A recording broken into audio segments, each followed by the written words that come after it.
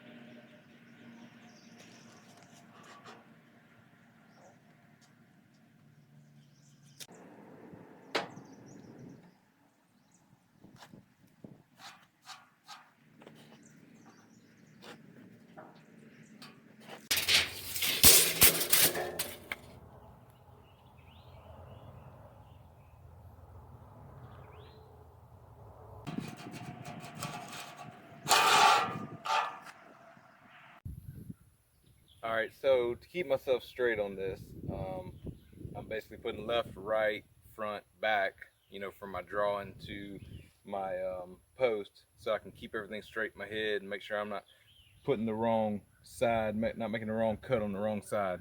And that's important with orientation, as far as from up there to down here, because it's so easy to mess up, because the collar can be turned any kind of way from what it is up there, and your head can just get things backwards. So it's a good idea to label everything. They also do the same thing in the structural world. If you're putting together steel buildings, they're going to have basically columns are like C1s or girts or Gs or different nomenclature, but and then they'll also put on there north, south, east, or west on your column, so that way you know which way to turn each column, so that you got your brackets hanging out the right way and all that kind of stuff when you're putting up steel buildings. So just thought it might be an interesting tidbit for you guys out there.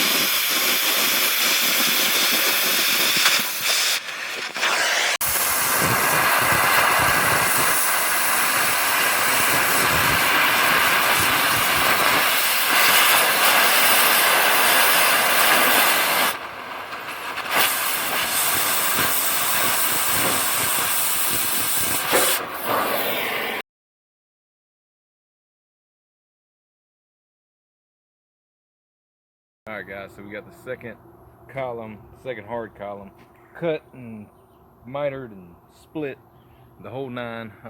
Now we gotta go back to my favorite. Actually, it's my worst favorite. I hate grinding. Really hate it with a passion. But I gotta get this thing ground up. I'm gonna do that, and then hard part will be over.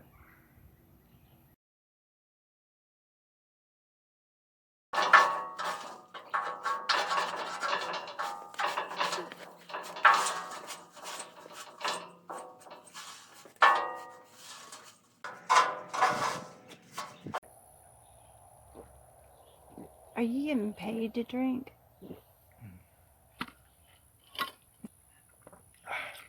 I'm out.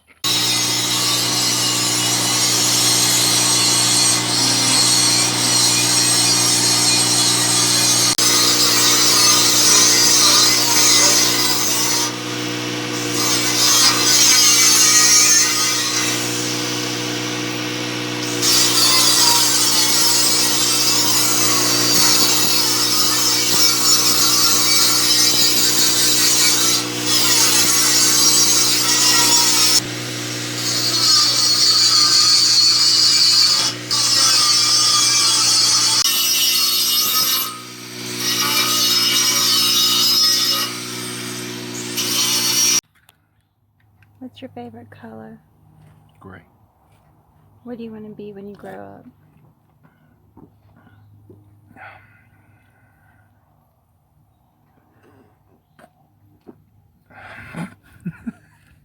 I don't know. I don't know. What's your favorite candy?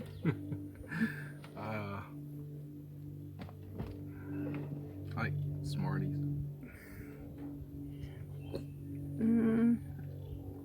Are you? Does that qualify? Yep. Are you a morning person or a nighttime person? Neither. Morning, I guess. Out of all of your wives, who's your favorite? Jenny. What's your favorite soda? What? Your favorite soda?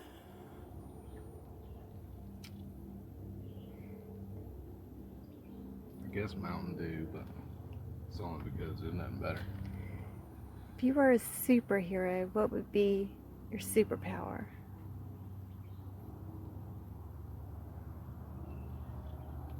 I don't know why you ask me tricky questions. Ask me normal shit. No questions are easy. What's your phone number? Are you happily married? Yeah. Suspect. No, I am very happily married. You like this job, this column job? Think it's going to add to the value of this home? I don't know about the value. I know it's a job.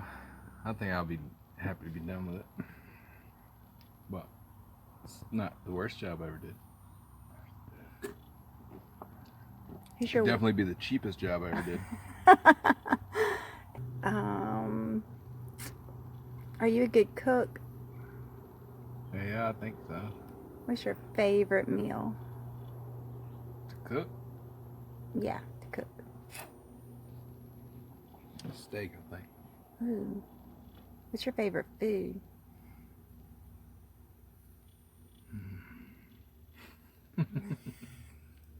I don't know. What level of SPF do you wear? None. All natural. All natural. Do you use a concealer? No? I would say no. I haven't done any concrete work lately. No. How about any hair gel?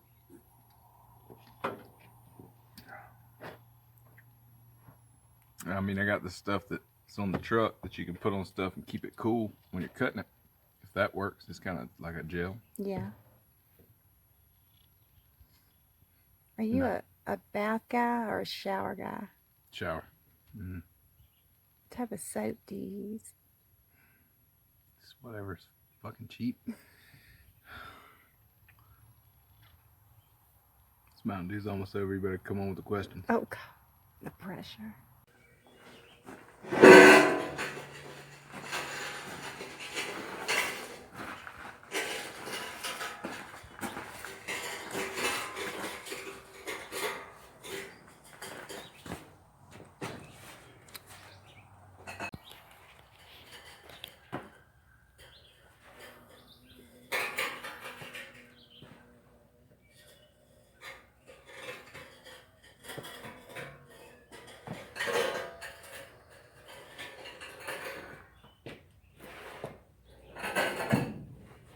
Oh.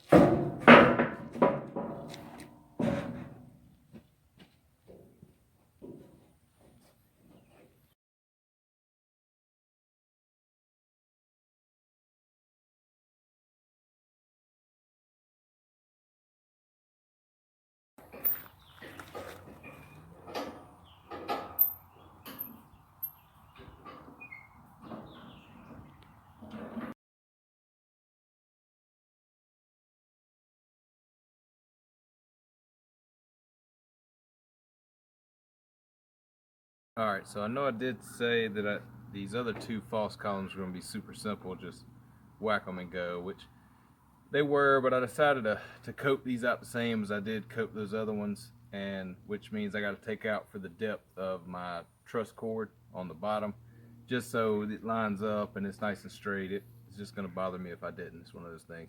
So to make it just like the rest of them, if you're going to take the time to do it's one of those things where you're like, oh, it's going to take me so much more time to do all this crap, but you went this far, you might as well do it right, and you'll be more pleased with it when it's right and done the right way. And so if it takes another day, so be it. It is what it is. So what I'm going to do here is I'm going to coat this back for that board, and then I'm going to take this actual piece and I'm going to slide it inside of the tubing, and I'm going to tack it back in and use it to as my drill plate, so I can drill it up to the bottom of the truss cord. And then I'm still going to slope it as we talked about before with bird prevention. All right, so that's what we're doing.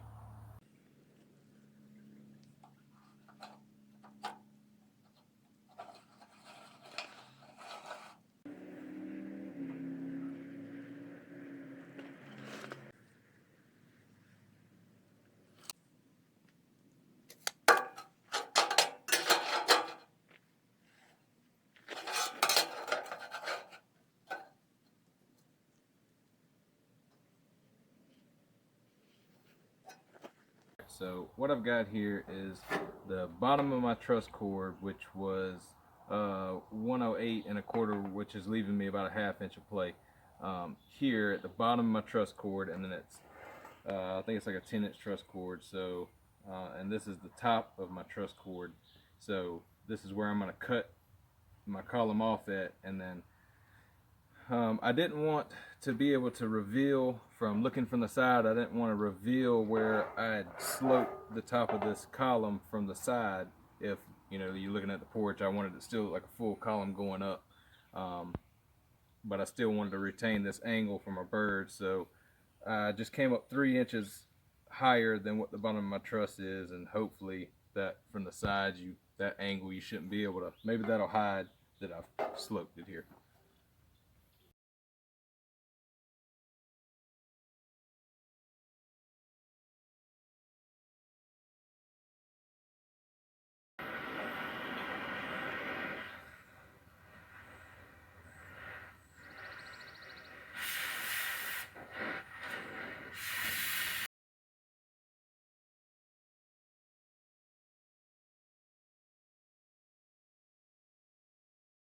All right, so what I did is just notched it out, like I said, for that truss to slip up in here, like I did with all the rest of them. So now all the faces of all my columns should line up nice and flush, and everything will be perfectly straight, and everything will look the same at the top. And this plate that I cut out here, I'm just gonna notch it out and set it back in here and weld it back in. And I don't even know how this happened, but it already had 2 holes already in it for me to use. I'm just going to use 2 little wood screws to screw it back in that are perfect size holes. I don't even know how that happens, but it's awesome.